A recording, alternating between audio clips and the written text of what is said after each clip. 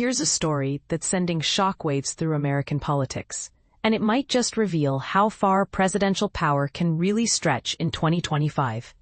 President Donald Trump has ignited a firestorm of controversy after sharing a provocative social media post that many are calling a direct threat against one of America's largest cities.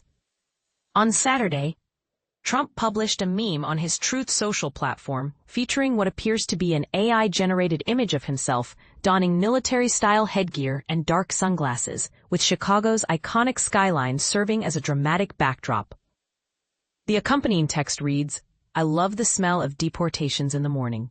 Chicago about to find out why it's called the Department of War." The reference stems from Trump's recent executive order signed just 1 day prior, which officially rebranded the Pentagon, yes, the Pentagon, as the Department of War. The meme also includes the ominous phrase "Chipocalypse Now," a clear nod to the famous Vietnam War film. But here's where it gets controversial. Is this presidential messaging or something far more dangerous? Illinois Governor J.B. Pritzker didn't mince words in his response, taking to X, formerly Twitter, to express his alarm. "The President of the United States is threatening to go to war with an American city. This is not a joke. This is not normal," Pritzker declared. He went further, characterizing Trump not as a strong man, but as a scared man, and defiantly stated that Illinois won't be intimidated by a wannabe dictator. This inflammatory exchange comes at a time when Chicago, America's third largest city, finds itself squarely in the crosshairs of what officials describe as an unprecedented immigration enforcement operation.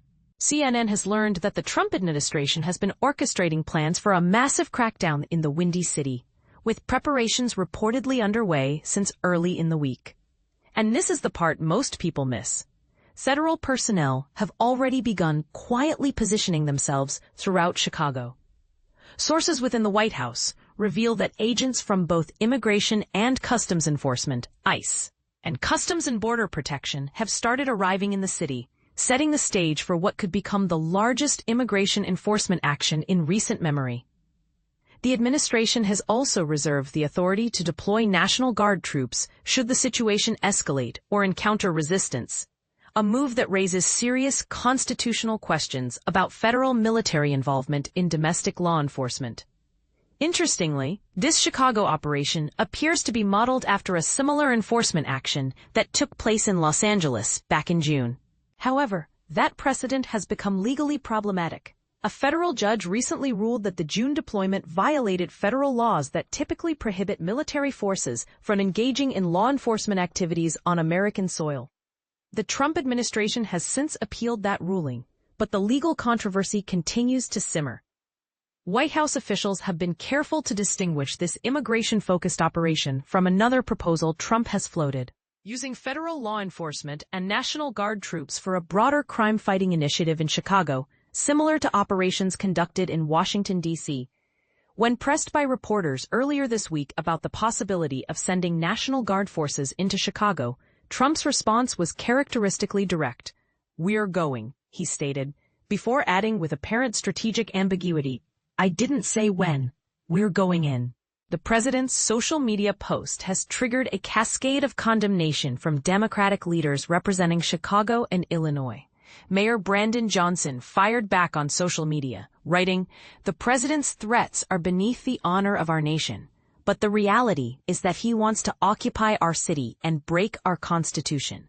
We must defend our democracy from this authoritarianism by protecting each other and protecting Chicago from Donald Trump." Senator Tammy Duckworth took a particularly personal approach in her criticism, focusing on Trump's military imagery. She described the post as stolen valor at its worst and directly challenged the president. "Take off that cavalry hat, you draft dodger. You didn't earn the right to wear it." Representative Mike Quigley, who represents portions of Chicago in Congress, appeared on CNN Saturday afternoon to voice his concerns about what he sees as an escalating pattern. "This is a scary time. For those who haven't paid attention, it's time to watch what this president is doing," Quigley warned, suggesting that Trump is edging more and more toward authoritarianism. But here's the million-dollar question that nobody seems willing to address directly. Where exactly is the line between legitimate federal law enforcement and what critics are calling authoritarian overreach? This situation raises fundamental questions about presidential power, states' rights, and the role of federal forces in local jurisdictions. Some argue that Trump is simply fulfilling campaign promises about immigration enforcement, while others see this as an unprecedented federal intrusion into city governance. What makes this particularly fascinating and troubling, depending on your perspective, is how this represents a potential test case for how far a president can push federal authority when faced with local resistance. Chicago's leadership has made it clear they view this as federal overreach. But does their opposition matter if federal law is on Trump's side?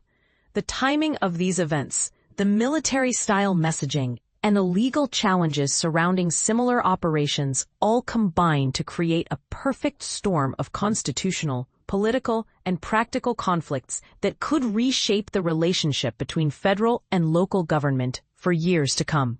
So here's what I want to know from you. Do you think Trump's approach represents necessary federal law enforcement, or does it cross the line into dangerous authoritarianism? Is there a meaningful difference between immigration enforcement and what critics are calling an occupation of American cities? And perhaps most importantly, where should the balance of power lie when federal and local authorities fundamentally disagree on enforcement priorities? This story is far from over, and the implications extend well beyond Chicago. Your thoughts on where this leads could shape how we understand presidential power in the modern era.